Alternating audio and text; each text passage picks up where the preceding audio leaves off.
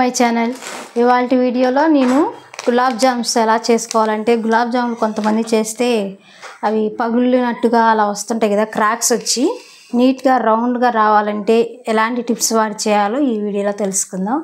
So ఇక మనం video start చేద్దాం. ఫస్ట్ మనం గులాబ్ జామ్ మిక్స్ని అయితే మనం బాగా కలుపుకోవాలి. నేను ఇక్కడ MTR గులాబ్ జామున్ మిక్స్ని అయితే వాడుతున్నా.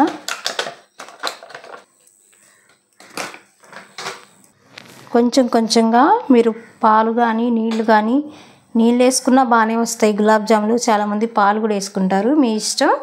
మీరు నీళ్ళు కావాలంటే నీళ్ళు, లేకపోతే పాలైనా వేసుకోవచ్చు. కొంచెం కొంచెంగా పోసుకుంటా మనం గోధుమ పిండికి ఇది చపాతీ పిండి ఎలా అయితే సాఫ్ట్గా కలుపుతామో అలా వచ్చేదాకా బాగా కలుపుకోవాలి. గులాబ్ జాములు బాగా స్మూత్గా గుండ్రంగా రావాలంటే మనం పిండి ఎంత బాగా కలుపుకుంటే అంత బాగా వస్తాయి అన్నమాట. మొత్తం బాగా స్మూత్గా కలుపుకోవాలి పిండి మడుకు. ఏదో ఒక 2 నిమిషాలు అలా కలిపేసి పక్కన పెట్టేశారంటే కన్ఫామ్గా క్రాక్స్ అయితే వస్తాయి.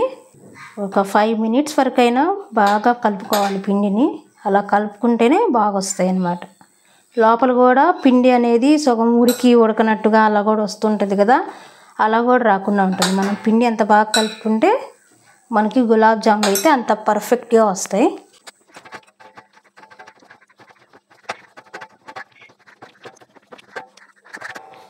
చాలా స్మూత్గా రావాలి పిండి అయితే.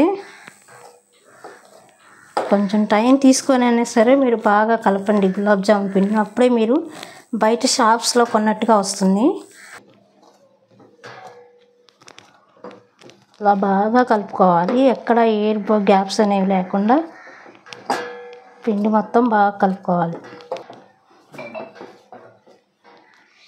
సో ఇలా అయితే పిండి కలిపి ఒక 10 మినిట్స్ అయితే పక్కన పెట్టేసుకోవాలి. ఈలోపు మనం షుగర్ సిరప్ అయితే తయారు చేసుకుందాం. మూత పెట్టేసి పక్కన పెట్టేద్దాం.